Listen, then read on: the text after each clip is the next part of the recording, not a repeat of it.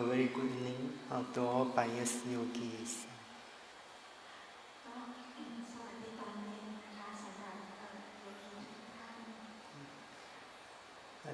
This evening, we shall give the instructions on the practice of Satipatthana, Vipassana, Bhavana.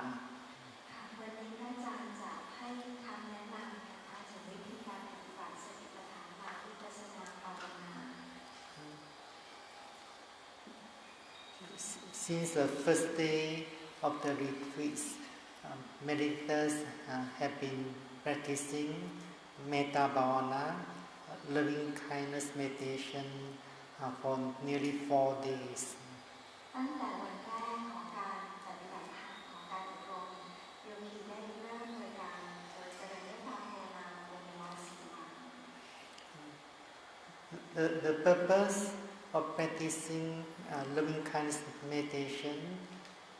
is to overcome dosa or hatred or anger, aversion, and so on. จุดประสงค์ของการเจริญเมตตาภาวนานั้นเนี่ยก็เพื่อที่จะทำให้เราสามารถข้ามพ้นโทสะความโกรธความเกลียดความกระสับกระส่ายความโกรธAt the same time, meditators also wish to develop calmness, peacefulness of the mind, or in other words, some degree of concentration. ในขณะเดียวกันนั้นเนี่ยผู้ปฏิบัติธรรมก็ยังสามารถที่จะพัฒนาความสงบเย็นของจิตนะคะหรือว่าสมาธิได้ในขณะนั้น The object of loving kindness meditation is external. In other words, meditators have to take a living being as an object. อารมณ์ของการเจริญเมตตานั้นเนี่ยเป็นสิ่งอยู่ข้างนอกในที่นี้หมายถึงว่าอารมณ์ของการเจริญเมตตานั้นเนี่ยคือสิ่งมีชีวิตทั้งหลายสัตว์ทั้งหลายข้างนอก So they may take a person or a group of people or beings staying at a certain location as a specific object of loving kindness. ในลักษณะนี้เนี่ยเราก็จะใช้บุคคลกลุ่มบุคคลสิ่งมีชีวิตที่อยู่อาศัยณสถานที่ใดสถานที่หนึ่งเป็นอารมณ์ของเมตตา Or they may take general objects, in other words, all beings as an object of loving kindness. หรือว่าเราอาจจะใช้สรรพสัตว์ทั้งหลายนะคะในที่นี้ก็คือว่าเป็นสรรพสัตว์ที่เราไม่เฉพาะเจาะจงเป็นอารมณ์ของเมตตา If loving kindness meditators could develop the thoughts of loving kindness very well, then the mind becomes calm, peaceful. ถ้าผู้ที่เจริญเมตตานั้นสามารถพัฒนาเมตตาได้เป็นอย่างดีในจิตจะมีลักษณะสงบเย็น In other words, as long as meditators are able to concentrate the mind on the objects of loving kindness and the thoughts of loving kindness, then they would experience some degree of calmness or peacefulness. หรือเราอาจจะกล่าวได้ว่าถ้าเกิดผู้ปฏิบัติธรรมนั้นเนี่ยสามารถที่จะมีสมาธิจดจ่ออยู่ในอารมณ์กรรมฐานนะคะมีความคิดมีความปรารถนาดีที่เป็นเมตตาเป็นในใจแล้วในลักษณะนี้เนี่ยผู้ปฏิบัติธรรมจะสามารถสร้างสมาธิได้ในระดับหนึ่ง But when the meditators stop the practice of loving kindness meditations, in other words, they are no longer concentrate the mind on the practice, then calmness, peacefulness mind will be subsiding gradually. ค่ะแต่ถ้าเกิดผู้ปฏิบัติธรรมผู้ที่เจริญเมตตานั้นอยู่ที่จะเจริญเมตตาอยู่ที่จะเข้าไปจดจ่อฝึกในการจดจ่อของจิตเข้าไปสู่อารมณ์เมตตาจิตที่สงบเย็นนั้นที่เกิดขึ้นนั้นจะค่อยๆหายไป then defilement dosa can arise again when there is a condition ในที่นี้กิเลสก็สามารถกลับเข้ามาเกิดโทสะเป็นต้นนะคะก็สามารถกลับเข้ามาเกิดอีกครั้งหนึ่งเมื่อเหตุปัจจัยนั้นบริบูรณ์เกิดขึ้นมาเกิดขึ้น so meditators can only experience calmness peacefulness of the mind temporarily ในลักษณะนี้ก็คือผู้ปฏิบัติธรรมสามารถที่จะมีประสบการณ์รับรู้ถึงความสงบเย็นของจิตได้เพียงแค่ชั่วขณะเท่านั้นชั่วคราวเท่านั้น is because concentration does not have the power to uproot or to remove the defilements totally เพราะว่าสมาธิเนี่ยไม่มีพลังที่จะสามารถเข้าไปถอนรากถอนโคนกิเลสได้หมดสิ้น so meditators can only experience calmness peacefulness of the mind as long as they are able to concentrate the mind on the objects of concentration or such as metta ผู้ปฏิบัติธรรมนะคะสามารถที่จะมีประสบการณ์รู้ถึงความสงบเย็นของจิตได้เมื่อสามารถเข้าไปจดจ่ออยู่ที่อารมณ์กรรมฐานหรือว่าเมตตาเป็นต้นได้เท่านั้น so meditators should not satisfy with some degree of calmness peacefulness of the mind ดังนั้นเนี่ยผู้ปฏิบัติธรรมไม่ควรพึงพอใจเพียงแค่ลักษณะภาวะของจิตนะคะที่สงบเย็นในระดับหนึ่งเท่านั้นแค่นั้นเท่านั้น so based on the concentration they should make more effort to develop wisdoms by the practice of satipatthana meditations แล้วโดยใช้สมาธิเนี่ยเป็นฐานผู้ปฏิบัติธรรมพึงที่จะมีวิริยะมีความเพียรเพื่อที่จะพัฒนาให้เกิดปัญญาโดยใช้การเจริญสติปัฏฐานวิปัสสนา so the practice of satipatthana meditation is very important in the teachings of the Buddha ดังนั้นเนี่ยการฝึกปฏิบัติการเจริญสติปัฏฐานนั้นถือว่าเป็นสิ่งสำคัญมากในคำสอนของพระพุทธองค์ so most of you may understand that sati means mindfulness or awareness or in English ค่ะทุกท่านคงจะทราบนะคะว่าเข้าใจว่าคำว่าสตินั้นเนี่ยถ้าแปลก็จะแปลว่าจิตที่เข้าไประวังรู้นะคะเข้าไปรู้ It also means present moments attention หรือเราอาจจะอีกความหมายหนึ่งก็คือว่าการใส่ใจอยู่ณปัจจุบันขณะ For example when you are paying attention to something that's arising in your mind or body at that present moment you just paying attention to it as it is you are in fact practicing mindfulness ค่ะยกตัวอย่างเช่นเวลาที่เราเข้าไปใส่ใจนะคะเข้าไปสนใจอยู่กับสิ่งใดก็ตามที่กำลังเกิดขึ้นปรากฏขึ้นอยู่ในกายหรือว่าอยู่ในจิตนี้ในขณะที่เราเข้าไปใส่ใจสนใจเข้าไปดูตามสภาพอาการที่มันเกิดขึ้นเท่านั้นในลักษณะนี้เนี่ยท่านก็กำลังฝึกเจริญสติอยู่ So for example when you feel pain we can say that the attention of mind has gone to that painful sensation ยกตัวอย่างเช่นเวลาที่เรารู้สึกเจ็บเราสามารถกล่าวได้ว่าจิตนั้นเนี่ยเข้าไปสนใจเข้าไปจดจ่ออยู่ในความรู้สึกเจ็บนั้น Then very soon you may experience another pain or another sensation the mind will run over to that new sensation immediately ค่ะแล้วไม่นานจิตนั้นเนี่ยก็เข้าไปรับรู้ความรู้สึกเจ็บอีกตัวหนึ่งนะคะเมื่อความรู้สึกเจ็บอีกตัวหนึ่งอีกที่หนึ่งปรากฏขึ้นจิตนั้นก็วิ่งไปที่ความรู้สึกเจ็บนั้นทันทีทันใด So it seems that the mind cannot stay with one object. มันดูเหมือนกับว่าจิตนั้นเนี่ยไม่สามารถอยู่เพียงแค่กับสิ่งเดียวหรืออารมณ์เดียว The mind could be running from one object to another object or jumping from one object to another object. จิตนั้นเนี่ยจะวิ่งหรือว่ากระโดดจากสิ่งหนึ่งไปสิ่งหนึ่งหรือจากอารมณ์หนึ่งไปอีกอารมณ์หนึ่ง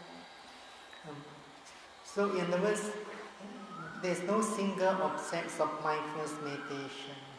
ในที่นี้หมายความว่ามันไม่มีอารมณ์เดียวนะคะในการปฏิบัติในการเจริญกรรมฐานนั้นไม่ได้มีอารมณ์เพียงแค่หนึ่งเดียว Mindfulness meditators have a variety of mental and physical phenomena that can be taken as an object of mindfulness meditation. ผู้เจริญสตินั้นเนี่ยจะมีอารมณ์ทางกายและทางจิตที่แตกต่างหลากหลายกันออกไปซึ่งอารมณ์ทางกายและทางจิตเนี่ยสามารถถือเป็นอารมณ์กรรมฐานได้ Physical phenomena refers to the four primary material elements. ค่ะลักษณะหรือว่าอาการทางกายนั้นในที่นี้เนี่ยหมายถึงธาตุทั้งสี่ They are wind element, earth element, fire element, and water elements. ธาตุทั้งสี่นั้นก็ประกอบด้วยธาตุลมนะคะดินไฟน้ำลมไฟ But what is meant here is the nature of the elements that should become the objects of mindfulness meditation. ความหมายในที่นี้หมายความว่าลักษณะอาการของธาตุนะคะคือสิ่งที่เราจะใช้เป็นอารมณ์กรรมฐานหรือว่าสิ่งที่เราเข้าไปรู้ For example, hardness is the nature of the earth elements. ค่ะยกตัวอย่างเช่นความแข็งนั้นเป็นลักษณะของธาตุดินเป็นลักษณะที่เป็นธรรมชาติของธาตุดิน So we can experience hardness in our body. ค่ะเราสามารถสัมผัสรู้สึกได้ถึงความแข็งในกายนี้ We can experience we can experience hot or cold. That's the nature of fire element. เราสามารถที่จะรับรู้ได้ถึงความร้อนความเย็นนี่ก็เป็นลักษณะที่เป็นธรรมชาติของธาตุไฟ We can experience movements, motions during walking meditations, or be mindful of our daily activities, or when you are mindful of the movements of the abdomen. ค่ะเราสามารถที่จะเข้าไปรู้ได้ถึงอาการการเคลื่อนนะคะการไหวที่เกิดขึ้นในขณะที่เราเดินก็ตามในขณะที่เราขยับในอิริยาบถย่อยก็ตามอาการเคลื่อนขยับเหล่านี้เนี่ยก็เป็นลักษณะอาการของธาตุลม So this movement is known as wind element in the practice of mindfulness meditation. ธาตุลมและการเคลื่อนเหล่านี้นะคะเราเรียกว่าธาตุลมอาการเคลื่อนที่เกิดขึ้นเหล่านี้เราเรียกว่าธาตุลมอาการของธาตุลม But we cannot gain direct experience to the nature of the water elements. แต่พระอาจารย์บอกว่าเราไม่สามารถที่จะรับรู้ได้โดยตรงถึงอาการหรือลักษณะของธาตุน้ำคือเราไม่สามารถรับรู้อาการของธาตุน้ำได้โดยตรง Then there are many different kinds of mental states, such as thinking, planning, feeling sleepy, planning, daydreaming, and so on. แล้วก็มีอาการทางจิตที่เกิดขึ้นอย่างหลากหลายไม่ว่าจะเป็นความคิดการวางแผนความง่วงเหงาหาวนอนฝันกลางวัน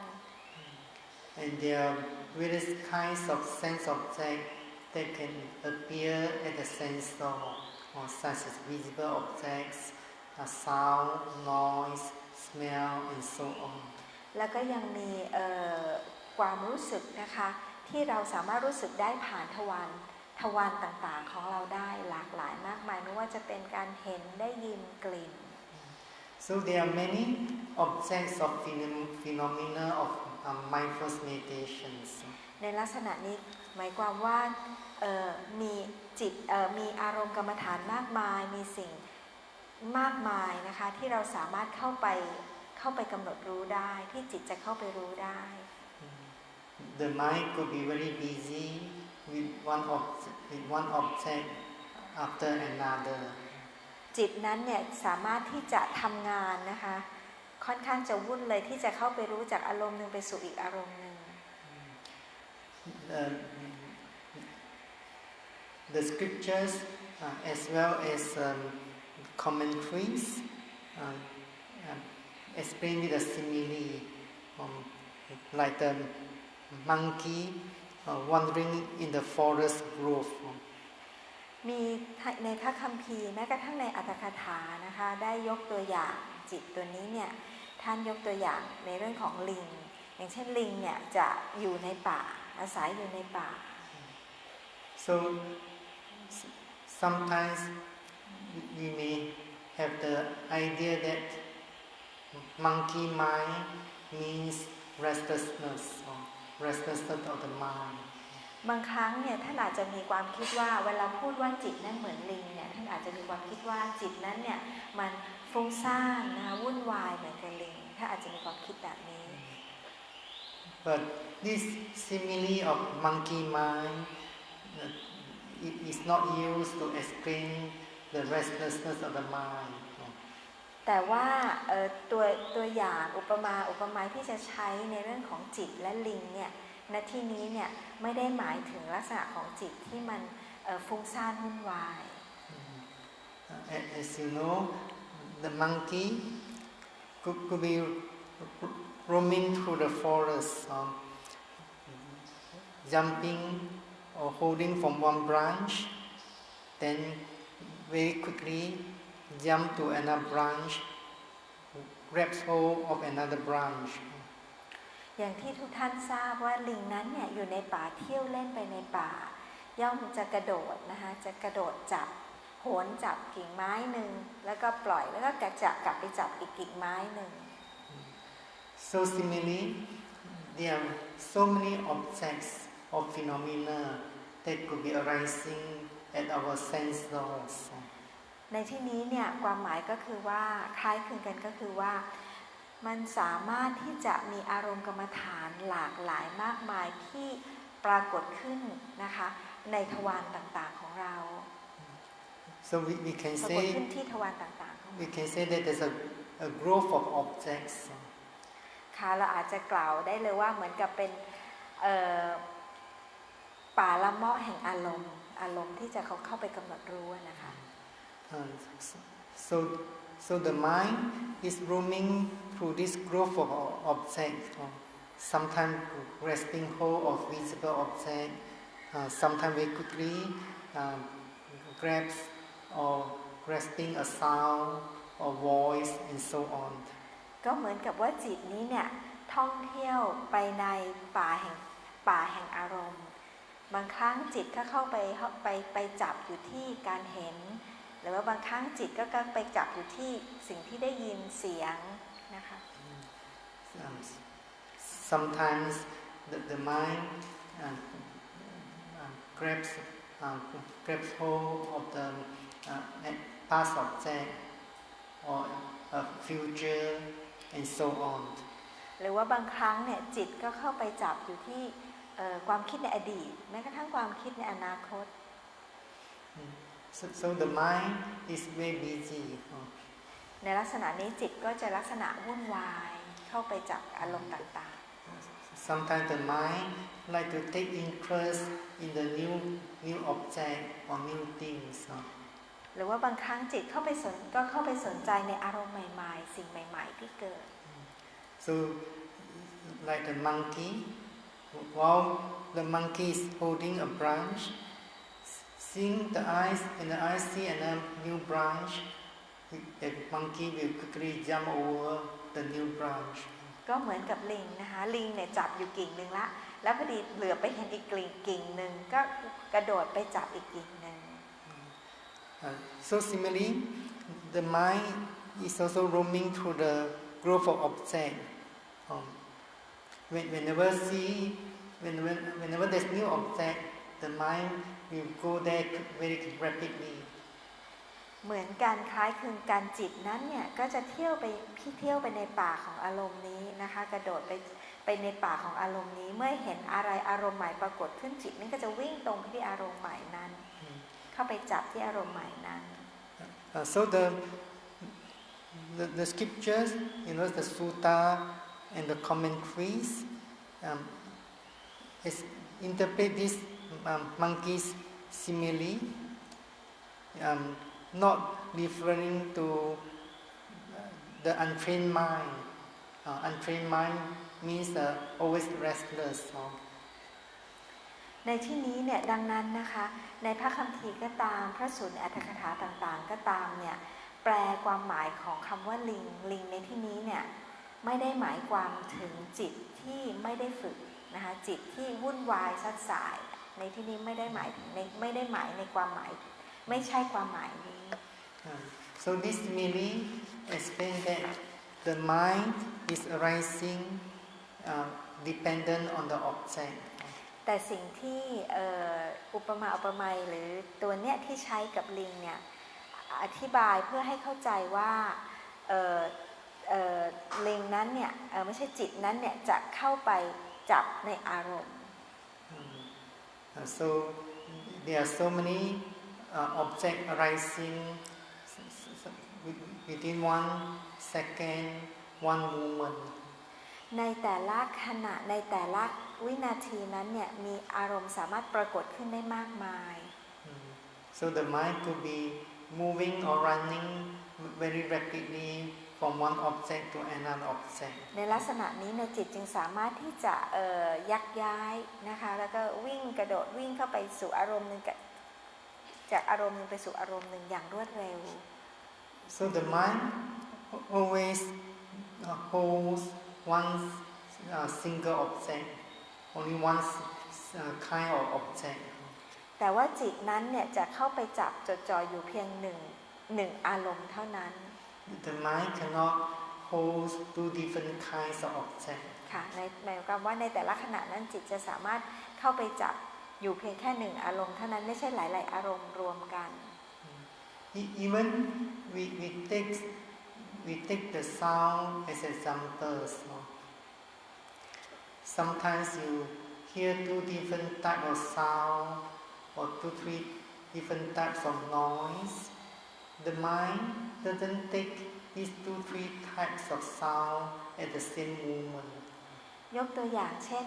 ในเรื่องของเสียงบางครั้งเนี่ยเราอาจจะได้ยินเสียงในหลายๆแบบอาจจะ2หรือ3แบบของเสียงเนี่ยเหมือนกับพร้อมๆกันนะคะณขณะนั้นเนี่ยจิตนั้นเนี่ยไม่ได้เข้าไปรับรู้ทั้ง2หรือ3แบบในจิตนั้นไม่ได้เข้าไปรับรู้เสียง2หรือ3แบบนั้นขณะร่วมกันในขณะเดียวกัน Sometimes you hear the sound of fan, the singing of bird or noise, but in fact the mind does not hear them at the same moment. ค่ะยกตัวอย่างเช่นบางครั้งเนี่ยเราอาจจะได้ยินเสียงพัดลมที่เป่าแล้วก็เหมือนกับได้ยินเสียงนกด้วยในความเป็นจริงแล้วเนี่ยการได้ยินนั้นเนี่ยเราไม่ได้ยินเสียงพัดลมแล้วก็เสียงนกในขณะเดียวกันหรือพร้อมๆกัน So if one has not yet endowed with sharp mindfulness and deep concentration, they cannot see clearly that the mind is perceiving one object or one phenomenon at each moment. คือว่าถ้าจิตนั้นเนี่ยนะคะเรายังไม่ได้ฝึกสติยังไม่มีสมาธิเพียงพอเนี่ยเราจะไม่สามารถเข้าไปรับรู้หรือว่ารู้ได้เลยว่าจิตนั้นเนี่ยจริงๆแล้วเข้าไปรับรู้เพียงแค่หนึ่งอารมณ์ในแต่ละขณะเท่านั้น So in this practice of mindfulness, meditators need to develop mindfulness and concentration so that the mindfulness or the mind takes one object or one phenomenon at each moment. ค่ะดังนั้นเนี่ยในการที่เราเข้ามาฝึกสตินี้เนี่ยผู้ปฏิบัติธรรมจะต้องฝึกเพียรในการพัฒนาสติและก็สมาธิของตนเพื่อที่จะ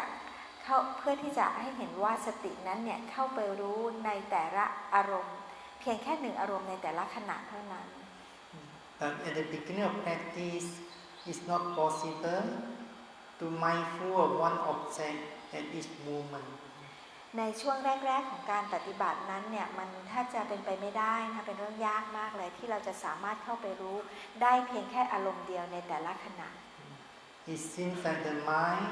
is perceiving 2-3 objects or 3 or 4 phenomena at the same moment. สิ่งที่เกิดขึ้นเนี่ยในเบื้องต้นเนี่ยเหมือนกับว่าจิตนั้นเนี่ยเข้าไปรับรู้อารมณ์ต่างๆที่เข้ามากระทบเนี่ยบางครั้ง2 หรือ 3อารมณ์หรือ4หรือ3หรือ4อารมณ์ในแต่ละขณะ So meditators need to begin with an object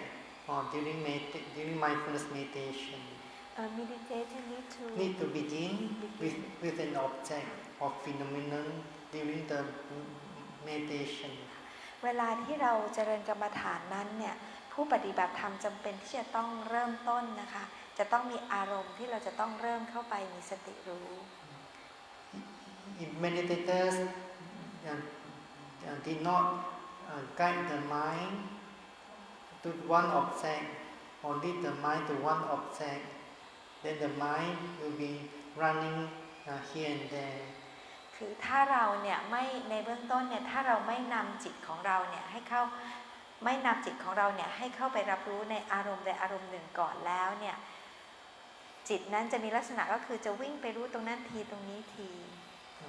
So in this meditation we begin with the physical phenomena. ในการปฏิบัติของเรานั้นเนี่ยเราจะเริ่มต้นด้วยสภาวะทางกายก่อน One of the physical phenomena is quite distinct, can be perceived easily at the beginning of practice. Can be what easily? Can be perceived easily at the beginning of practice. มีอารมณ์นะคะขอใช้คำว่าอารมณ์กรรมฐานหรือว่าสิ่งที่จิตเนี่ยสามารถเข้าไปรับรู้ได้นะคะอย่างง่ายๆในระหว่างปฏิบัติอาการทางกายที่สามารถจิตเข้าไปรับรู้แบบง่ายๆได้ So as explained earlier, the physical phenomena consist of earth element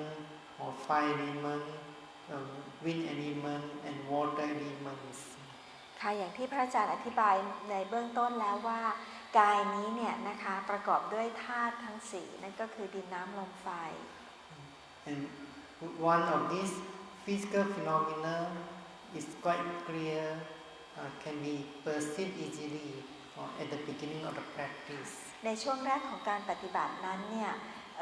อาการหนึ่งของธาตุ4เนี่ยมีอยู่อันหนึ่งที่สามารถเข้าไปรับรู้ได้ง่ายที่สุด So this phenomenon is the movements or motion. ค่ะอาการนี้นะคะนั่นก็คือการเคลื่อนไหวอาการการเคลื่อนไหว So during sitting meditation, at the beginning of practice, meditators could not perceive any distinct object. Then they should not search for the object. They may guide the mind or lead the mind or direct the mind to the movements of the abdomen. ค่ะในช่วงแรกของการปฏิบัติเมื่อเรานั่งสมาธิเนี่ยเมื่อเราเริ่มต้นนั่งสมาธินั้นเนี่ยเริ่มแรกเนี่ยผู้ปฏิบัติธรรมอาจจะไม่สามารถที่จะเข้าไปเห็นหรือเข้าไปรับรู้ได้ถึงอาการหรือว่าอารมณ์กรรมฐานที่ชัดเจนเท่าไหร่นะคะในที่นี้เนี่ยผู้ปฏิบัติธรรมไม่จำเป็นที่จะต้องพยายามเข้าไปค้นหาว่าเราจะเข้าไปรับรู้หรือกำหนดรู้อะไรพระอาจารย์บอกว่าเราควรที่จะเริ่มต้นในการนำจิตของเราเนี่ยไปสู่อาการการเคลื่อนบริเวณท้อง So this movement is manifestations of the wind element. อาการเคลื่อนนี้เนี่ยนะคะเป็นอาการที่ปรากฏให้เห็นจากธาตุลมเป็นการแสดงการปรากฏของธาตุลม So these movements of abdomen is known as Mula Kammatthana in these traditions of mindfulness meditation ค่ะดังนั้นเนี่ยการเคลื่อนนะคะการเคลื่อนบริเวณช่องท้องของท้องเนี่ยนะคะเราเรียกว่ามูลคฐานะในการปฏิบัติในแนวนี้ Kammatthana means an object or phenomenon that enable one to cultivate the mind or to develop the mind ค่ะกรรมฐานเนี่ยนะคะหมายถึงอารมณ์ที่เราสามารถที่จะนำจิตเข้าไปรับรู้ได้แล้วก็สามารถที่พัฒนาจิตจากการรับรู้นั้น In the words Kammatthana also means a place where the mind can do the work อีกคำหนึ่งของความหมายของคำว่ากรรมฐานหมายถึงว่าเป็นที่ที่จิตนั้นสามารถทำงานได้เข้าไปทำงานได้ It's because bhavana or meditation is a mental work or the work of the mind เพราะว่าภาวนานั้นหมายถึงการทำงานของจิตหรือว่างานของจิต So the work of the mind here is to be mindful or to become aware whatever arising or happening to the mind or the body at that moment ค่ะงานของจิตณที่นี้นั่นก็คือการมีสติเข้าไประวังรู้เข้าไปรับรู้ถึงสภาวะใดๆก็ตามที่เกิดขึ้นในกายหรือในจิตนะคะกับกายหรือจิตณชั่วขณะนั้น The word mula means beginning ค่ะส่วนคำว่ามูละแปลว่าเริ่มต้น So the movement of domains is an object to help the meditators to begin the practice of mindfulness meditation ค่ะดังนั้นเนี่ยการเคลื่อนเนี่ยนะคะคือการเคลื่อนของท้องเนี่ยถือว่าเป็นสิ่งหรือว่าเป็นอารมณ์ที่ช่วยให้โยคีนั้นเนี่ยสามารถเข้าไปมีสติกำหนดรู้ It is not the only object of meditation during sitting meditations อาการเคลื่อนนี้เนี่ยไม่ใช่เป็นเพียงแค่อารมณ์เดียวเท่านั้นหรือหนึ่งเดียวเท่านั้นนะคะที่เราจะเข้าไปกำหนดรู้หรือรู้ได้ในระหว่างนั่งในระหว่างปฏิบัติ So whenever meditators are mindfully paying attention to that movement of abdomen, if there's another stronger object or more distinct object arising, then it is the nature of the mindfulness of the mind to notice the stronger object or more distinct object เวลาที่เราปฏิบัติเนี่ยนะคะแป๊บนึงค่ะเมื่อคือเวลาที่เราปฏิบัติเนี่ยเราจะมีสติการมีสติก็คือเราเข้าไปใส่ใจในอาการการเคลื่อนของท้องแต่ว่าณขณะนั้นเนี่ยถ้าเกิดมีอะไรที่ชัดเจนกว่าอาการเคลื่อนของท้องที่กำลังเกิดขึ้นนั้นเนี่ยมันเป็นธรรมชาติของจิตเลยที่จะสังเกตเห็นแล้วก็วิ่งเข้าไปสู่อารมณ์ที่ชัดเจนกว่านั้น So meditators should follow the mind and be mindful of the more distinct object ในลักษณะนี้ก็คือผู้ปฏิบัติเนี่ยจะตามจิตไปนะคะแล้วก็มีสติใส่ใจในสิ่งหรืออารมณ์ที่ชัดเจนกว่านั้น They should not bring the mind or the attention mind back to the movement of domains ไม่ควรที่จะดึงจิตกลับมาที่นะคะกลับมาที่อาการเคลื่อนของท้อง So when they are mindful of the more distinct object or stronger objects, sometimes that object is subsiding gradually. Then movement of domains becomes clearer. Then the mind will come back to the movements of the abdomen again. แล้วเมื่อสตินั้นเนี่ยเข้าไปใส่ใจอยู่ในอาการที่ชัดเจนกว่านั้นเนี่ยแต่ว่าไม่นานเนี่ยบางครั้งอาการที่ชัดเจนกว่าพองยุบนั่นน่ะหรือว่าอาการเคลื่อนที่ท้องเนี่ยอาจจะเริ่มจางไปแล้วก็หายไปในที่สุดเมื่อนั้นจิตนั้นเนี่ยจะกลับไปที่อาการการเคลื่อนนะคะ แล้วอาการการเคลื่อนของพองยุบกลับมาชัดเจนใหม่จิตนั้นก็จะกลับไปรับรู้ในอาการการเคลื่อนนั้นที่ชัดเจนกว่านั้นใหม่อีกครั้ง Whenever meditators are mindful of any physical phenomenon or body sensations, then they realize that the mind is thinking of something instead of mindful of that body object or sensation. Then they should pay attention to that thinking mind. เมื่อผู้ปฏิบัติธรรมนะคะกำลังมีสติเข้าไปใส่ใจรับรู้ในสภาวะทางกายที่เกิดขึ้นอยู่นะคะเข้าไปรู้อาการทางกายที่กำลังเกิดขึ้นนั้นเนี่ยและรู้ว่ามันมีความคิดเกิดขึ้นนะคะแล้วก็รู้สึกว่ามันมีความคิดเกิดขึ้นผู้ปฏิบัติธรรมเนี่ยควรที่จะเข้าไปกำหนดอาการความคิดที่เกิดขึ้นนั้นเข้าไปตั้งใจรู้ในเข้าไปกำหนดรู้ในอาการความคิดที่เกิดขึ้น So meditators should be mindful of that thinking mind until that thinking mind has disappeared by itself. Then they can mindful of a strongest object that's arising in the body or in the next moment. เมื่อโยคีรู้ว่ามีความคิดเกิดขึ้นนะคะผู้ปฏิบัติธรรมก็พึงที่จะเข้าไปมีสติรู้ในอาการคิดที่เกิดขึ้นนั้นนะคะจนอาการคิดนั้นเนี่ยเหมือนกับว่ามันหายไปไม่มีแล้วผู้ปฏิบัติธรรมก็พึงที่จะเข้าไปมีสติรู้อยู่ในอาการที่ชัดเจนกว่านะคะอาการทางกายที่ชัดเจนกว่าที่เกิดขึ้นณขณะต่อไป It's important to mindful of every mental state, or such as thinking, planning, or sleepiness, or anger, until this mental state has disappeared by itself. Then meditators may mindful of another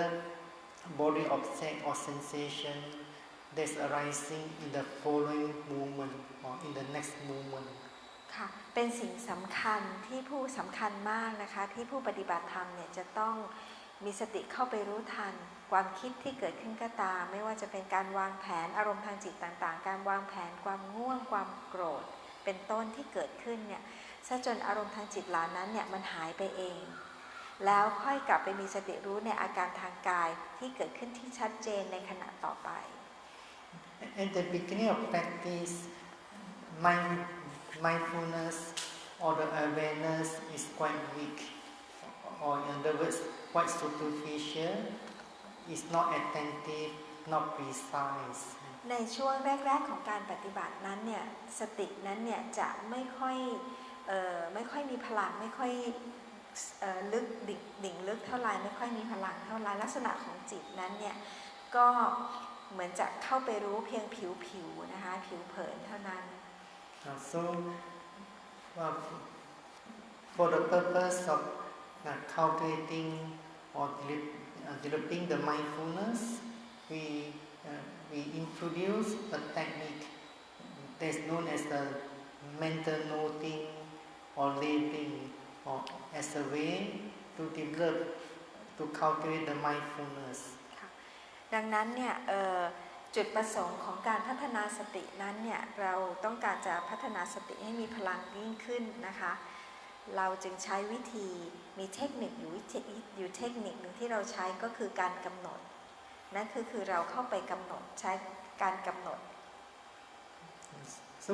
mental noting or labeling means mentally say the name of the objects. การกำหนดเนี่ยหรือว่ากำหนดในจิตเนี่ยหมายความว่าเราเข้าไปเรียกชื่อนะคะเรียกชื่ออาการที่เกิดขึ้นนั้นในเรียกชื่อในใจนะคะ For example, when meditators are mindful of the movements of rising, then they may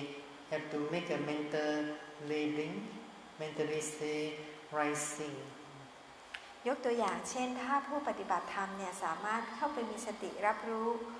อยู่ใส่ใจอยู่ที่อาการการเคลื่อนที่มันเคลื่อนขึ้นนะคะแล้วก็เรียก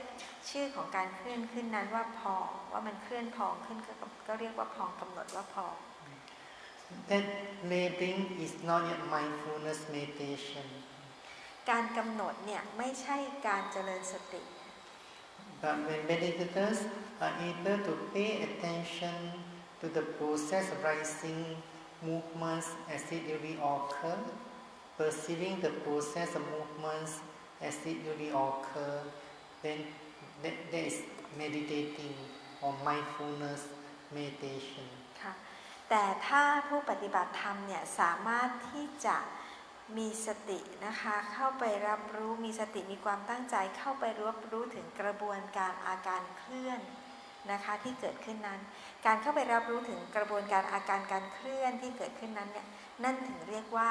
การเจริญสตินะคะหรือตัวนั้นถึงเรียกว่าสติ Meditators can make mental noting or labeling because the object has appeared. The object has appeared and not yet passed away. ผู้ปฏิบัติธรรมเนี่ยจะสามารถเข้าไปกำหนดนะคะกำหนดเรียกชื่อเนี่ยหรือกำหนดทางจิตนะคะเมื่อได้ก็ต่อเมื่ออารมณ์นั้นเนี่ยมันเกิดขึ้นแล้วมันยังไม่หายไป For example, if meditators did not perceive any rising movements, then they should not make a mental labeling rising. ยกตัวอย่างเช่นถ้าผู้ปฏิบัติธรรมเนี่ยยังไม่สามารถรับรู้ได้ถึงอาการเคลื่อนพองอาการพองก็ไม่สามารถกำหนดได้ว่าพองหนอหรือพอง Sometimes meditators perceive a rapid process of rising movements, but that movements so rapid, so fast, and disappear immediately. แต่ว่าบางครั้งเนี่ยผู้ปฏิบัติธรรมอาจสามารถรับรู้ได้ถึงอาการการเคลื่อนนะคะที่เกิดขึ้นแต่ว่ามันเคลื่อนเร็วมากเคลื่อนเร็วแล้วก็เห็นมันหายไปทันทีทันใด So meditators not yet make the labeling, the movements had disappeared. คือยังไม่ทันกำหนดเนี่ยอาการเคลื่อนมันก็หายไปแล้ว In that case, meditators should not make any labeling since the movements had disappeared. ในลักษณะนี้ก็คือว่าไม่ต้องกำหนดเพราะว่าอาการเคลื่อนมันจบไปแล้วมันหายไปแล้วก็ไม่ต้องกำหนด So during sitting meditation, meditators may begin the sitting meditation by practicing loving kindness for about 15 minutes. เวลาที่เรานั่งสมาธิผู้ปฏิบัติธรรมจะต้องเจริญเมตตาก่อนนะคะเริ่มต้นประมาณ15 นาที So during the practice of loving kindness for about 15 minutes, meditators should begin with themselves, practicing loving kindness for themselves for about 3 to 5 minutes. Then they may choose one object of metta. ค่ะเวลาที่เราปฏิบัตินั้นเนี่ยเราเริ่มต้นในช่วง15 นาทีที่เจริญเมตตานะคะให้เริ่มต้นด้วยตัวเองก่อนเจริญเมตตาให้กับตัวเอง 3-5 นาทีแล้วก็หลังจากนั้นเนี่ยให้เลือกมาอารมณ์ของเมตตามาคนหนึ่ง So they may practice loving kindness towards this object for about 10 minutes. Then they may begin the practice of mindfulness meditation. แล้วก็เราจะเจริญเมตตาให้กับคนคนนั้นประมาณสัก10 นาทีหลังจากนั้นเนี่ยจึงเริ่มต้นเจริญสตินะคะเจริญกรรมฐาน So at the end of the 15 minutes of metta, meditators may have to direct the mindfulness or endorse the attention of mind to the movements of the abdomen. ก็คือหลังจาก15 นาทีที่เจริญเมตตาแล้วเนี่ยผู้ปฏิบัติธรรมก็จะเริ่มต้นฝึกสติเจริญสติหรือว่าความใส่ใจความตั้งใจโดยการนำจิตของตนเนี่ยไปสู่อาการเคลื่อนของท้อง At the beginning, during the sitting meditations, meditators should keep the breath natural and let the mind and body relax. ในช่วงนั่งเนี่ยนะคะผู้ปฏิบัติธรรมจะต้องปล่อยให้ตัวเองหายใจตามธรรมชาตินะคะปล่อยให้ร่างกายนี้เนี่ยร่างกายจิตใจเนี่ยมันผ่อนคลาย They should not pay attention to the breath in other words the in breath and out breath, but they should direct the attention mind to perceive the movements of the abdomen. ไม่ควรที่จะเข้าไปใส่ใจอยู่ที่ลมหายใจนะคะหรือว่าลมหายใจที่เราหายใจเข้าหายใจออกเราจะไม่ใส่ใจส่วนนี้นะคะแต่เราจะเข้าไปใส่ใจหรือรับรู้อาการเคลื่อนของท้อง If they perceive the abdomen is moving forward or they perceive there's an expansion of the abdomen, then they may know it as rising. เมื่อเข้าไปรับรู้ถ้าสามารถเข้าไปดูที่ท้องเข้าไปรับรู้ว่าอาการมีอาการเคลื่อนที่มันเคลื่อนไปข้างหน้าหรือว่าอาการเคลื่อนที่มันท้องที่มันขยายออกเนี่ยแล้วก็กำหนดว่าพองหนอ When they perceive the abdomen is moving inwards or there's a perceptions of the contractions of the abdomen, then they may know it as falling. แล้วก็ถ้าเกิดเข้าไปรับรู้ว่ามันมีอาการการเคลื่อนที่มันหดลงที่มาอาการเคลื่อนที่มันยุบลงนะคะหรืออาการเกร็งหรือหดลงของบริเวณท้องเนี่ยก็กำหนดว่ายุบหนอ Sometimes meditators could not perceive any movement of abdomen, or sometimes seems that the movement is very weak and it's very difficult to perceive it. บางครั้งเนี่ยอาจจะ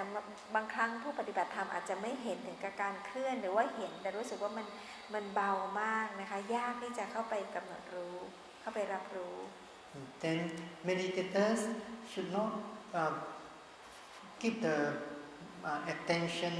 at the abdomen, especially when the movements had disappeared, when there's no movements. ดังนั้นเนี่ยผู้ปฏิบัติธรรมถ้าเป็นอย่างนี้นะคะถ้ารู้สึกมันไม่มีการเคลื่อนหรือว่าเหมือนกับมันอาการเคลื่อนบริเวณท้องมันหายไปผู้ปฏิบัติธรรมไม่ควรที่จะเข้าไปใส่ใจบริเวณท้องแล้ว Meditators can't mindful of the movements if there's no movements. ค่ะเพราะว่าผู้ปฏิบัติธรรมเนี่ยไม่สามารถที่จะมีสติรู้ในอาการการเคลื่อนได้เพราะมันไม่มีอาการเคลื่อนเกิดขึ้น Then they may pay attention to the alternative. ค่ะก็มีทางเลือกอื่นที่เราสามารถเข้าไปตั้งใจกำหนดรู้ได้ So since the movements of the abdomen has stopped or disappeared or very weak, meditators can always pay attention to the sitting postures. Be mindful of the sitting postures and know it as sitting. ถ้าเกิดว่าอาการเคลื่อนที่บริเวณท้องเนี่ยมันไม่มีมันหายไปหรือมันเบานะคะดูได้ยากเบามากผู้ปฏิบัติธรรมสามารถที่จะมีสติเข้าไปรู้ในท่านั่งอาการนั่งนะคะกำหนดรู้ในท่าหรืออาการนั่งนั้นกำหนดว่านั่งหนอนั่งหนอ Then they may pay attention to the contact of bodies in the following movement. ค่ะแล้วก็สามารถที่ยังสามารถที่จะเข้าไปมีสตินะคะรับรู้ในจุดถูกสัมผัสของร่างกายได้ Yes. Meditators may choose two contacts or touching points. For example, the contact with the hand with the knee. On the left, there's a contact there. On the right hand, there's a contact there. ค่ะก็สามารถไปเข้าไปมีสติกำหนดรู้จุดถูกสัมผัสความรู้สึกถูกสัมผัสได้อาจจะเลือกมา2จุดนะคะยกตัวอย่างเช่นความรู้สึกที่มือเนี่ยสัมผัสกับเข่าทางด้านขวาแล้วก็มือสัมผัสกับเข่าทางด้านซ้าย So meditators mindful of the hand which is raised on the knee. For example, be mindful of the left contact and notice that touching. Then pay attention to the right hand which is placed on the right knee and note it as touching. And be mindful of sitting again, sitting.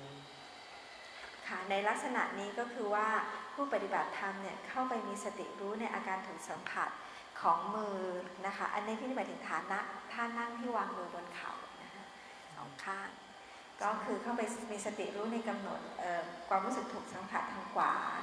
มือกับเข่าขวากำหนดถูกเนาะถูกเนาะมือทางด้านซ้ายถูกเนาะถูกเนาะแล้วก็รู้ถึงอาการนั่งเนาะนั่งเนาะ So we can say that the movements of abdomen, the sitting postures,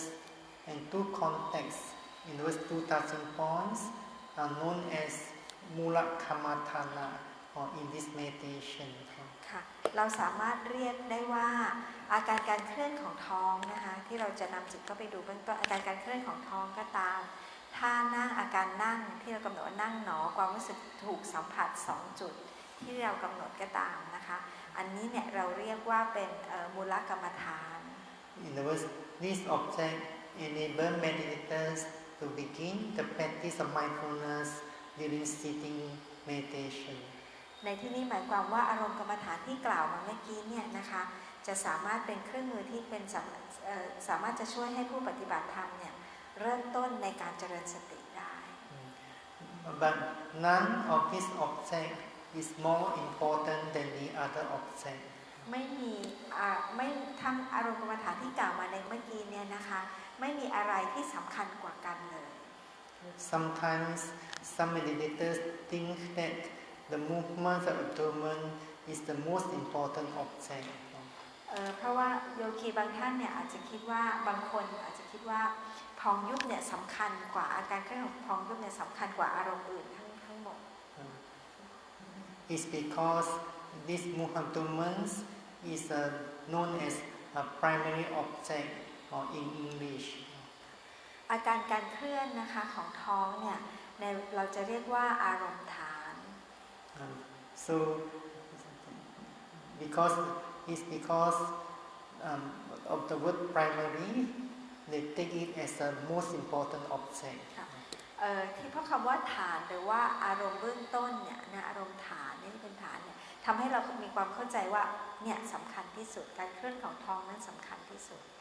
But it is not the most important object. It's only an object to help the meditators to begin the meditation. ดังนั้นเนี่ยอาการเคลื่อนของท้องเนี่ยไม่ใช่อารมณ์กรรมฐานที่สำคัญที่สุดนะคะเป็นเพียงแค่อารมณ์ที่ช่วยผู้ปฏิบัติธรรมเนี่ยในช่วงแรกในช่วงเบื้องต้นของการปฏิบัติเท่านั้น Or whenever other distinct objects had disappeared, then meditators come back to this object again, either rising movements or the falling movements or the sitting postures or the touching point. ถ้าเกิดว่าอารมณ์อื่นนะคะที่ชัดเจนกว่านั้นในที่นี้หมายความว่าถ้าเกิดอารมณ์อื่นที่ชัดเจนกว่านั้นเนี่ยมันหายไปเมื่อไหร่ผู้ปฏิบัติธรรมก็จะกลับมาที่อารมณ์ฐานไม่ว่าจะเป็นพองยุบก็ได้หรือว่าความรู้สึกนั่งนะคะการนั่งหรือว่าความถูกนะคะความรู้สึกถูกสัมผัสถูกก็ได้ So in that way, there's a continuity of mindfulness. ในลักษณะนี้ก็คือว่ามันมีการต่อเนื่องของสติ If one object had disappeared and meditators did not come back to this mula kammatthana, and they instead of coming back to the mula kammatthana, they begin to search for another object that would cause disruptions to the mindfulness. ถ้าสมมุติว่าเราอารมณ์ที่ชัดเจนอันอื่นเนี่ยเราเข้าไปกำหนดรู้แล้วมันก็หายไปนะคะแต่ผู้ปฏิบัติธรรมแทนที่จะกลับมาที่อารมณ์ฐานหรือมูลกรรมฐานตัวเนี้ยนะคะแต่ว่าพยายามเข้าไปค้นหาอารมณ์อื่นๆเพื่อที่จะเข้าไปกำหนดรู้เนี่ยการกระทำอย่างนี้เนี่ยทำให้สตินั้นเนี่ยการต่อเนื่องสติเนี่ยมันขาดไปเป็นอุปสรรคของการเป็นเครื่องกับการเครื่องกีดขวางของการมีสติ And whenever there's a mental state arising during sitting meditations, for the thinking or planning, the meditators should be mindful and not thinking as it really occurs until the thinking has disappeared by itself. Then they may come back to this object, the mula kammatthana, or whatever distinct object is arising at that moment. แต่ถ้ามีความคิดเกิดขึ้นนะคะอาการทางจิตเกิดขึ้นโดยเฉพาะความคิดต่างๆการวางแผนต่างๆในขณะที่นั่งสมาธิเนี่ยเราจะต้องเข้าไปกำหนดอาการคิดที่เกิดขึ้นนั้นกำหนดว่าคิดหนอตามลักษณะตามอาการที่มันปรากฏที่มันเกิดขึ้นนั้นจนความคิดนั้นเนี่ยมันหายไปเองเมื่อนั้นจึงกลับมาที่มูลกรรมฐานอารมณ์ฐานหรือว่าอารมณ์อื่นที่ชัดเจนกว่าในที่หรืออารมณ์อื่นที่ชัดเจนกว่า Every object, every phenomenon that's arising during mindfulness meditation is equally important. สภาวะธรรมใดๆไม่ว่าจะเป็นสภาวะธรรมใดๆอารมณ์กรรมฐานใดที่เกิดขึ้นปรากฏขึ้นในระหว่างที่เรากำลังเจริญกรรมฐานนั้นเนี่ยทั้งหมดมีความสำคัญเท่าเทียมกัน If meditators could mindful of any object that's arising at that moment attentively, precisely, they may gain some experience of insight. ค่ะถ้าผู้ปฏิบัติธรรมเนี่ยสามารถที่จะมีสตินะคะเข้าไปกำหนดรู้นะคะเข้าไปใส่ใจได้ในอารมณ์อะไรก็ตามที่เกิดขึ้นที่ปรากฏขึ้นเนี่ยการโดยเข้าไปใส่ใจเข้าไปมีสติรู้อย่างใส่ใจแม่นยำนะคะแล้วก็มีพลังในลักษณะนี้เนี่ยญาณปัญญาก็สามารถเกิดขึ้นได้ But if there are two different objects, one is arising in the body and another is in the mind, then in this case meditators should give priority to the mental object. แต่ว่าบางขณะถ้ามีสองอารมณ์เกิดขึ้นนะคะเหมือนกับเกิดขึ้นมีทั้งรับรู้ทางกายก็รู้ทางจิตก็รู้ในลักษณะนี้เนี่ยพระอาจารย์บอกว่าให้ไปที่จิตนะให้ความสำคัญกับการกำหนดจิต It's because meditation is mental training, mental culture. เพราะว่าการเจริญกรรมฐานนี้เนี่ยเราเรียกว่าเป็นการฝึกจิตเป็นการพัฒนาจิต Sometimes meditators did not realize the mental states. บางครั้งเนี่ยนะคะผู้ปฏิบัติธรรมเนี่ยอาจจะไม่สามารถเข้าไปตระหนักรู้ได้ถึงสภาวะทางจิตอาการทางจิตได้ But if meditators could mindful every mental state, regardless whether this mental state is weak or not weak, strong or not strong, then they would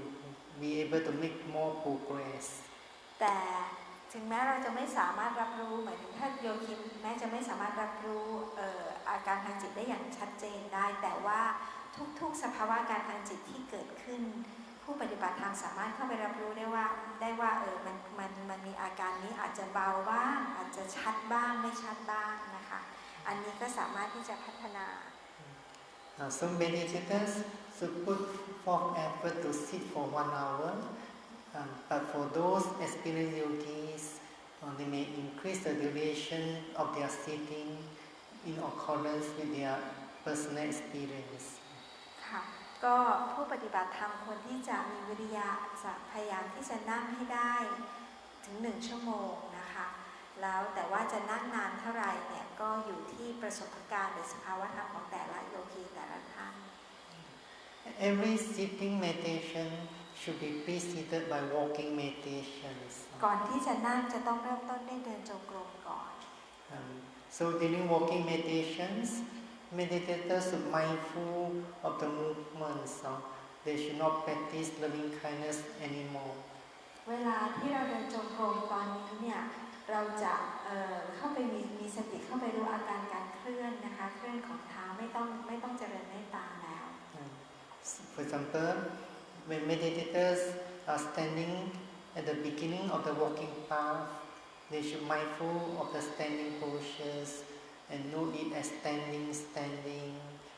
for about 5 or 6 times. ยกตัวอย่างเมื่อเราเริ่มต้นจะเดินจงกรมเนี่ยเริ่มต้นด้วยการยืนก่อนนะคะกำหนดรู้ถึงอาการยืนท่ายืนอาการยืนนั้นกำหนดว่ายืนหนอประมาณ5 หรือ 6 ครั้ง Then they begin to walk slowly, perceiving the movements of the foot. For example, when there's movements of left foot, they mindful note it as left. At the moment of making noting, they should keep the mindfulness or those attention of the mind with the process of the movements. ค่ะแล้วหลังจากนั้นเนี่ยเราก็จะเริ่มเดินเมื่อเราเริ่มเดินนั่นก็คือเราเข้าไปรับรู้ในอาการการเคลื่อนไปของเท้าเคลื่อนเท้าซ้ายนะคะก็กำหนดซ้ายนะคะขวากำหนดขวาในขณะนั้นเนี่ยหมายความว่าสตินั้นเนี่ยเข้าไปมีสติรู้เข้าไปใส่ใจในกระบวนการอาการเคลื่อนของเท้า When they realize that the movements of right foot, then they should note it as right, but should keep the attention of mind with the movements of the right foot. ค่ะแล้วเมื่อเรารู้ว่าเท้าขวาเนี่ยมันเคลื่อนไปมันก้าวไปนะคะเราก็กำหนดว่าขวาแต่ว่าเรากำหนดว่าขวาแต่ว่าสตินั้นเนี่ยสิ่งที่สติรับรู้หนึ่งคือรับรู้อาการการเคลื่อนนะคะเคลื่อนของเท้าขวาที่เคลื่อนหรือที่ก้าวตรงนั้น Whenever meditators walk till the end of the walking path, they should stop and be mindful standing again. Note it as standing for a few times. Then they be mindful of the turning movements of the body and note it as turning. ค่ะเมื่อผู้ปฏิบัติธรรมเดินไปจนสุดทางเดินแล้วเนี่ยเราก็จะกำหนดยืนอีกครั้งหนึ่งนะคะรู้ถึงอาการยืนท่ายืนที่ยืนนั้นเนี่ยกำหนดยืนหนอยืนหนอ 2-3 ครั้งแล้วก็กลับรู้ถึงร่างกายที่กำลังกลับนั้น When they turn the bodies and facing the directions that they came, then they mindful and not standing a few times. Then they may begin to walk again.Be mindful, not left, right. ค่ะแล้วเมื่อกลับมาเต็มที่แล้วกลับมาแล้วเนี่ยนะก็กำหนดยืนอีกครั้งหนึ่งนะคะกำหนดรู้ถึงอาการยืนกำหนด2 หรือ 3 ครั้งแล้วก็เริ่มต้นกำหนดดูอาการการเคลื่อนอีกครั้งหนึ่งซ้ายขวา When meditators are mindful of movements of left or right, or be mindful of standing or turning.Then they realize that the mind is thinking of something. They stop the movements and note the thinking until thinking has disappeared. Then they start to move again. เวลาที่เดินจงกรมนะคะไม่ว่าจะกำหนดเดินหรือกำหนดซ้ายขวาหรือกำหนดยืนหนอกลับหนอยู่นั้นเนี่ยถ้าขณะนั้นณขณะใดเนี่ยรู้ว่ามีความคิดเกิดขึ้นให้หยุดเคลื่อนไหว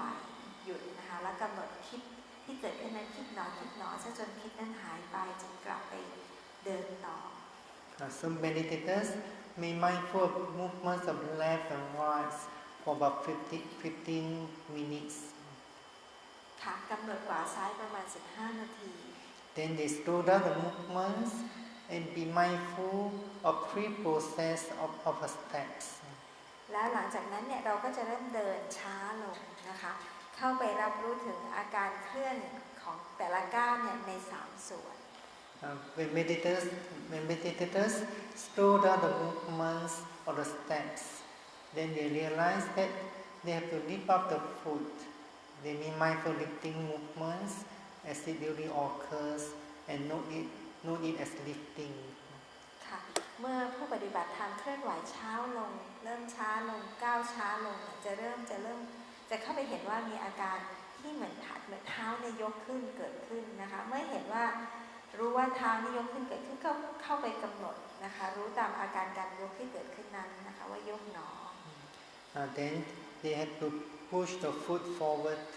They mindful note is pushing. The stepping should not be too long nor too short. ค่ะแล้วก็เห็นว่าเท้านั้นมันย่างไปเมื่อจิตเข้าไปเห็นรับรู้ว่าเท้านั้นมันย่างไปก็กำหนดอาการที่เกิดขึ้นนั้นว่าย่างหนอนะคะแต่อาการย่างที่เคลื่อนไปนั้นเนี่ยไม่ควรจะเคลื่อนเร็วหรือว่าช้าจนเกินไปไม่ควรจะเคลื่อนยาวเกินไปหรือว่าสั้นไป At the end of the pushing movements, meditators have to place the foot down. Then they can mindful note is dropping. ก็เมื่อเราก้าวไปจนสุดแล้วเนี่ยเราก็จะต้องวางเท้าลงเท้านั้นจะวางลงนะคะ นะคะเราก็กำหนดตามอาการว่าเหยียบหนอ So there are these three processes of the movements: lifting, pushing, dropping. ค่ะดังนั้นเนี่ยในก้าวเนี่ยมันจะมีอยู่3ส่วนกำหนดโยกหนอย่างหนอเหยียบหนอ So meditators have to walk slower in order to perceive the three different processes of movements precisely. เราจะต้องเดินช้าลงนะคะเพื่อที่จะให้เราสามารถเข้าไปรับรู้ได้ถึง3 กระบวนการ3 ส่วนในแต่ละก้าวนั้น Whenever meditators are mindful of any process of movements, if they realize that the mind is thinking, then they should stop the movements and mindful note the thinking until the thinking has disappeared by itself. Then they may start to walk again. ค่ะแล้วในขณะที่เราเดินกำหนดนะคะยกหนอย่างหนอเหยียบหนออยู่นั้นเนี่ยถ้ามีความคิดเกิดขึ้นให้หยุดเดินและกำหนดว่าคิดหนอจนความคิดนั้นมันหายไปแล้วจึงกลับมาเดินอีกครั้ง During walking meditations, meditators have to practice some restraints, especially restraining the eyes from looking here and there. ในเวลาที่เราเดินจงกรมนั้นเนี่ยช่วงนั้นเนี่ยผู้ปฏิบัติธรรมจะต้องมีการฝึกการระมัดระวังอยู่นะคะในที่นี้ก็คือโดยเฉพาะสิ่งสำคัญก็ฝึกระมัดระวังในการมองควบคุมการมอง Meditators may look ahead about 5 or 6 feet naturally. ผู้ปฏิบัติธรรมเนี่ยเราจะวางสายตาลงต่ำนะคะประมาณ 5-6 ฟุตนะคะโดยธรรมชาติ They should not focus the attention on the floor or on the ground. ค่ะเราจะไม่เวลาที่เรามองสายตาลงต่ำเนี่ยเราจะไม่มองแบบจ้องไปที่เท้าหรือว่าจ้องไปที่พื้น At the end of walking meditations, meditators should maintain that same steps. In other words, mindful note lifting, pushing, dropping, walking slowly, mindfully to the place of sitting, and sit down slowly, mindfully. เมื่อเราเดินจงกรมจนจบแล้วนะคะแล้วเราจะไปนั่งสมาธิเนี่ยเราให้เดินระยะเดียวกันกับที่เราเดินจบก็คือระยะ3ยกหนอย่างหนอเหยียบหนอให้เดินยกหนอย่างหนอเหยียบหนอจนมาที่เราจะนั่งแล้วค่อยๆย่อตัวลงนั่งกำหนดอาการนั่ง During mindfulness meditations, meditators should be indifferent or do not pay much attention to the external sense objects such as sound, noise, and so on. เวลาที่เราปฏิบัติธรรมนั้นเนี่ยนะคะผู้ปฏิบัติธรรมจะต้องพยายามไม่ใส่ใจพยายามจะอย่าสนใจไม่ใส่ใจสิ่งที่อยู่ข้างนอกทุกอย่างเช่นเสียงต่างๆเป็นต้น In meditators, let the mind or attention mind goes up to the sound, the noise, then they could not develop mindfulness and concentration well. เพราะว่าถ้าผู้ปฏิบัติธรรมเนี่ยปล่อยให้จิตของตัวเองเนี่ยวิ่งไปข้างนอกวิ่งไปที่เสียงก็ตามนะคะเสียงต่างๆเป็นต้นก็ตามเนี่ยในลักษณะนี้เนี่ยจะไม่สามารถพัฒนาทั้งสติทั้งสมาธิได้ดี At the beginning of intensive practice, it's better that meditators walk for 1 hour. เวลาที่เราปฏิบัติแบบเข้มนะคะพระอาจารย์แนะนำว่าดีกว่าถ้าเดินประมาณ1 ชั่วโมง So meditators be mindful and note left, right for about 15 minutes. Then they increase the object to 3 processes: lifting, pushing, dropping for another 40 or 45 minutes. ก็คือว่าเดินจงกรมเดินกำหนดขวาซ้ายนะคะประมาณ15 นาทีหลังจากนั้นเนี่ยเดินช้าลงก็จะเห็นเป็น3 ส่วนกำหนดยกหนอย่างหนอเหยียบหนออีกประมาณ40 หรือ 45 นาที Experienced meditators may increase the object gradually or day by day แต่สำหรับผู้ที่มีประสบการณ์ในการปฏิบัตินะคะก็จะสามารถเพิ่มระยะของการเดินเนี่ยเพิ่มมากขึ้นในแต่ละวันได้ Then there's another aspect of practice which is more important than walking and sitting meditation แล้วก็มีการปฏิบัติธรรมอีกส่วนหนึ่งที่ถือว่าสำคัญกว่าการเดินจงกรมและการนั่งสมาธิ So this aspect of practice is not mindfulness or awareness of daily activities สิ่งที่อีกส่วนหนึ่งของการปฏิบัติธรรมนะคะที่สำคัญกว่าก็คืออิริยาบถย่อย If meditators did not put much effort in the mindfulness of daily activities, then there is no constant mindfulness, no continuity of mindfulness.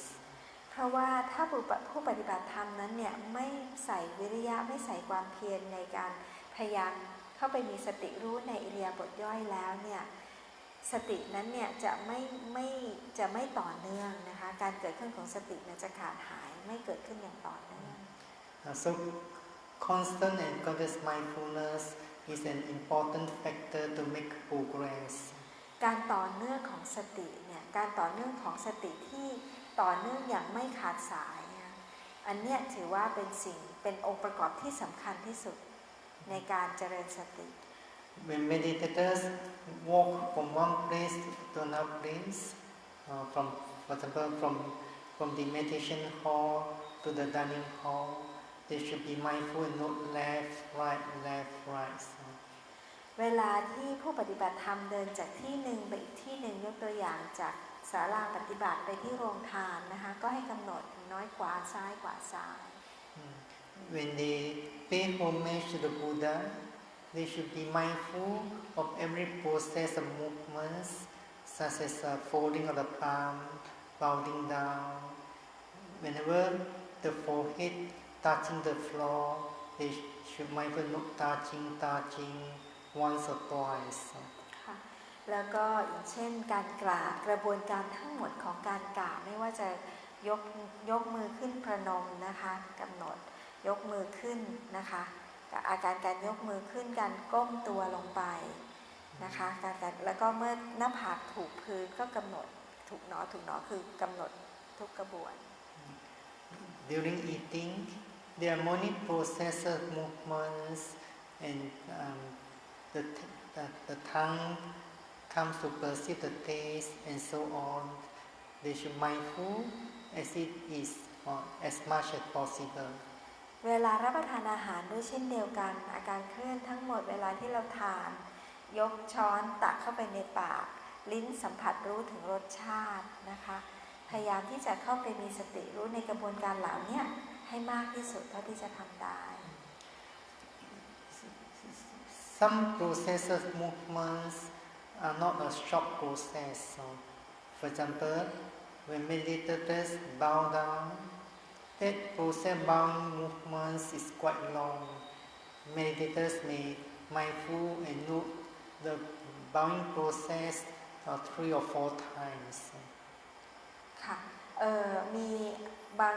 างอิริยาบถเนี่ยนะคะซึ่งsome is not very strong some process movements are quite long. A long process like bowing down, they may note 3 or 4 times bowing. ในบางอิริยาบถในบางส่วนของการเคลื่อนไหวเนี่ยนะคะบางทีอาจจะช้าอาจจะยาว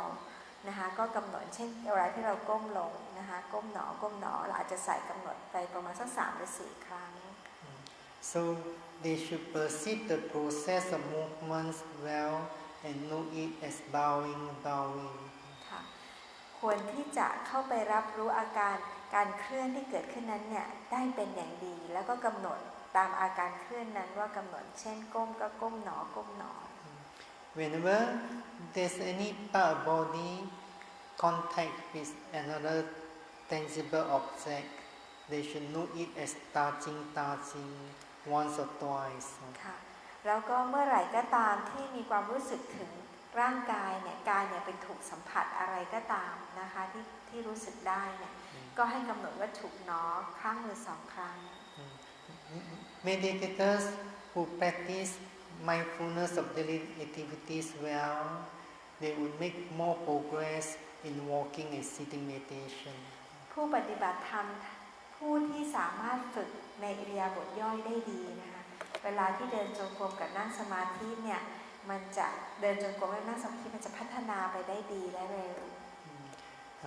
If meditators take interest in the practice, then they can mindful more process of movements. แล้วถ้าผู้ปฏิบัติธรรมเนี่ยมีความสนใจใส่ใจในการปฏิบัติเนี่ยผู้ปฏิบัติธรรมจะสามารถเห็นกระบวนการที่หลากหลายมากยิ่งขึ้นในระหว่างปฏิบัติในการ So in other words, there are these 3 aspects of practice during intensive retreats. In another word, there are these 3 aspects of practice during intensive practice. The 3 aspects are mindfulness of daily activities, walking meditation, and sitting meditation. ดังนั้นเนี่ยกล่าวได้ว่านะคะในการเจริญกรรมฐานที่เราเจริญกรรมฐานอยู่นั้นเนี่ยแบ่งออกเป็น3 ส่วนคือเดินจงกรมนั่งสมาธิแล้วก็อิริยาบถย่อย Sometimes we emphasize that the mindfulness of daily activities is more important than the other 2 aspects because when there's a constant and continuous mindfulness, the mindfulness will getting sharper